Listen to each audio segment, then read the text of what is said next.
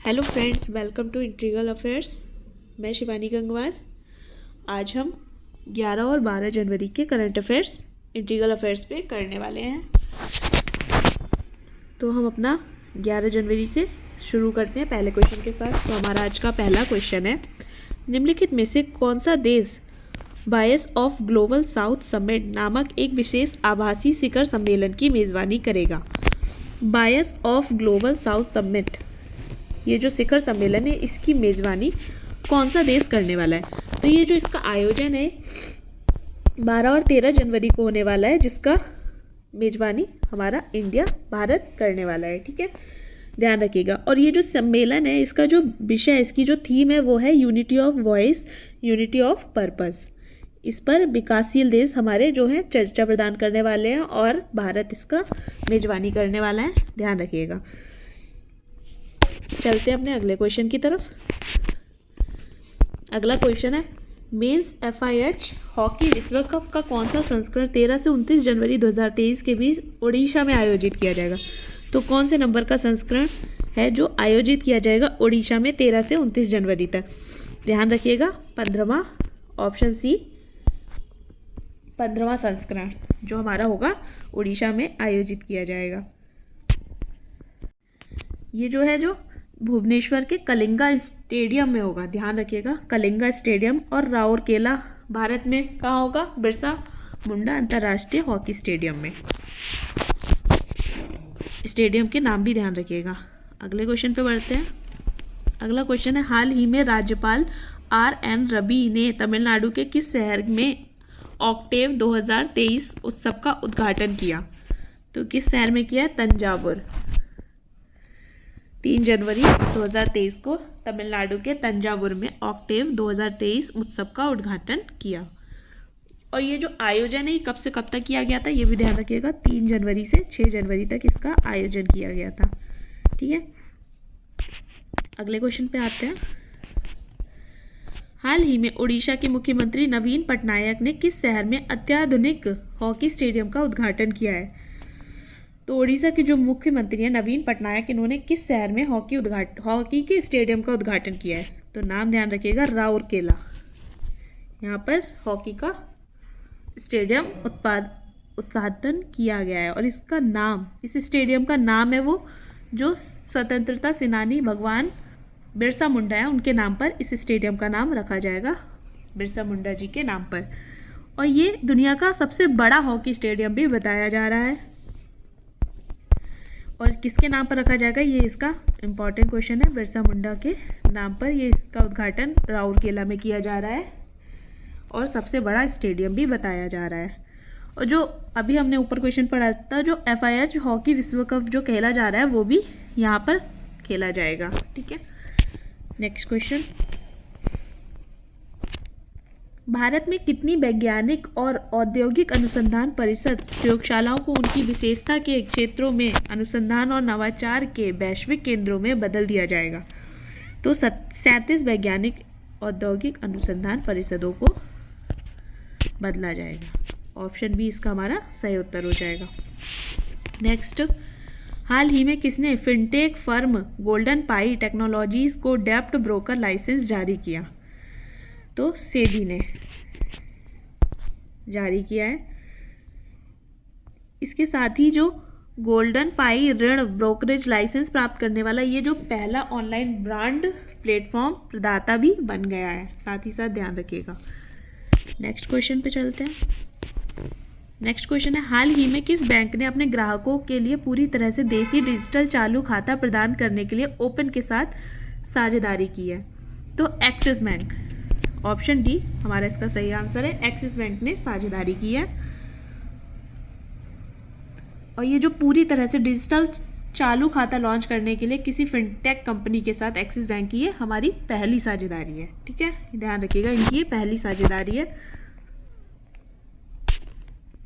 Next, हाल ही में supreme court के फैसले के अनुसार कौन सा मौलिक अधिकार राज्य या उसकी इकाइयों के अलावा अन्य व्यक्तियों के खिलाफ भी लागू किया जा सकता है?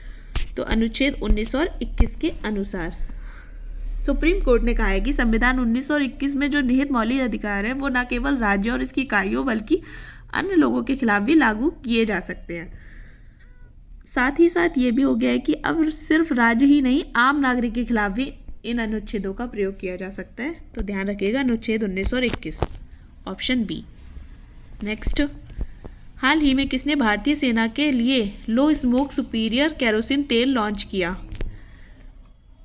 भारत पेट्रोलियम ने सुपीरियर केरोसिन तेल लो स्मोक लॉन्च किया। नेक्स्ट, हाल ही में किस राज्य ने राज्य के विभिन्न हिस्सों में जाति सर्वेक्षण शुरू किया है? तो ये जाति सर्वेक्षण हाल ही में बिहार में शुरू किया गया है। यहाँ पे जो जातियाँ उपजातियाँ उनको सूचीबद्ध किया जाएगा, इसलिए जाति सर्वेक्षण किया जा रहा है, हाल ही में बिहार में शुरू किया गया है, ध्यान रखिएगा। और ये किया क्यों जा रहा है? तो इससे जो जाति सर्वेक्षण से जो वंचित वर्गों के उत्थान के लिए, इसमें जो वंचित वर्ग रह गया उनके उत्थान के लिए आवश्यक कार्य करने के लिए, उसमें मदद करने के लिए ये सर्वेक्षण हमारा किया जा रहा है। नेक्स्ट क्वेश्चन है, हाल ही में किसने एक सहयोगी और प्रायोजित अनुसंधान परियोजना के लिए भारतीय प्रौद्योगिकी संस्थान Indian school of mines Dhanbad के साथ एक समझौता ज्ञापन पर हस्ताक्षर किए हैं? तो ये हमारा हिंदुस्तान कॉपर लिमिटेड ने हस्ताक्षर किए हैं भारतीय प्रौद्योगिकी संस्थान धनबाद के साथ, ठीक है। नेक्स्ट, हाल ही में डॉक्टर मनसुख मंडाविया ने वर्ष 2023 तक किस देश से किस बीमारी के उन्मूलन की समीक्षा के लिए 4 राज्यों बिहार, उत्तर प्रदेश, झारखंड और पश्चिम बंगाल सरकारों के साथ एक उच्च स्तरीय बैठक की अध्यक्षता की है? किस बीमारी के उन्मूलन के लिए? तो नाम ध्यान रखिएगा, काला अजार।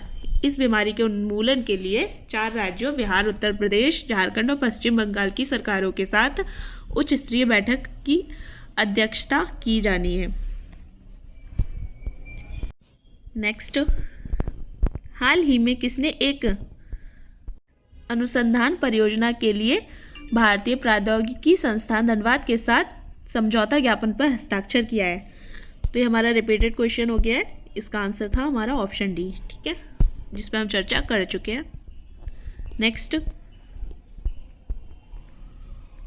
हाल ही में दिल्ली में राष्ट्रीय कौशल विकास मिशन की संचालन समिति की 3री बैठक की अध्यक्षता किसने की है?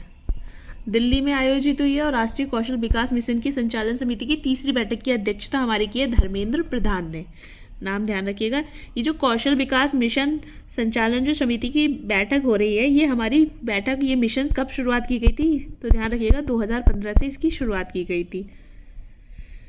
नेक्स्ट क्वेश्चन, हाल ही में चुनाव आयोग द्वारा बिहार के लिए स्टेट आइकन किसे नियुक्त किया गया है? तो मैथिली ठाकुर को बिहार स्टेट के लिए स्टेट आइकन नियुक्त किया गया है, इनका नाम ध्यान रखिएगा।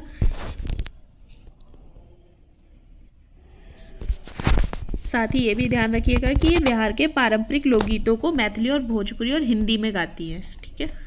नेक्स्ट क्वेश्चन, हाल ही में प्राणवायु नामक लघु कथाओं के लिए संग्रहण के लिए ओडकुल झल पुरस्कार 2022 के लिए किसे चुना गया है? तो इस पुरस्कार के लिए चुना गया है अंबिका सुथन मंगड़, इनका नाम ध्यान रखिएगा, और ये इनकी 45वीं पुण्यतिथि के अवसर पर प्रदान किया जाएगा। और ये पुण्यतिथि किसकी, इनका भी नाम ध्यान रखिएगा, शंकर कुरूप की 45वीं पुण्यतिथि के अवसर पर इनको ये पुरस्कार दिया जाएगा, ठीक है। नेक्स्ट क्वेश्चन, गाजियाबाद पंडित दीनदयाल उपाध्याय खंड भारतीय रेलवे का सबसे लंबा पूर्ण स्वचालित ब्लॉक सिंगलिंग खंड बन गया है। तो इसकी लंबाई कितनी है? ध्यान रखिएगा 762 किलोमीटर इसकी लंबाई है। ये भारतीय रेलवे का सबसे लंबा स्वचालित ब्लॉक सिंगलिंग खंड भी बन गया है, ये भी ध्यान रखिएगा। नेक्स्ट क्वेश्चन, प्रतिवर्ष विश्व युद्ध अनाथ दिवस कब मनाया जाता है? विश्व युद्ध अनाथ दिवस हमारा मनाया जाता है 6 जनवरी को। नेक्स्ट, हाल ही में किसने जेसन मू को अपना नया CEO नियुक्त करने की घोषणा की है? बैंक ऑफ सिंगापुर ने जेसन मू को नया CEO घोषित करने की घोषणा की है। इनका जो अनुभव है 25 वर्षों का अनुभव है, साथ ही ध्यान रखिएगा ये 2017 से 2019 तक भी CEO रह चुके थे बैंक ऑफ सिंगापुर के।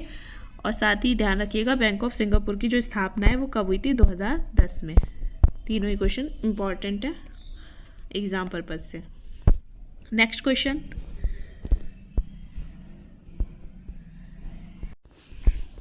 आज के क्वेश्चन की सीरीज़ हमारी यहीं पे ख़त्म होती है।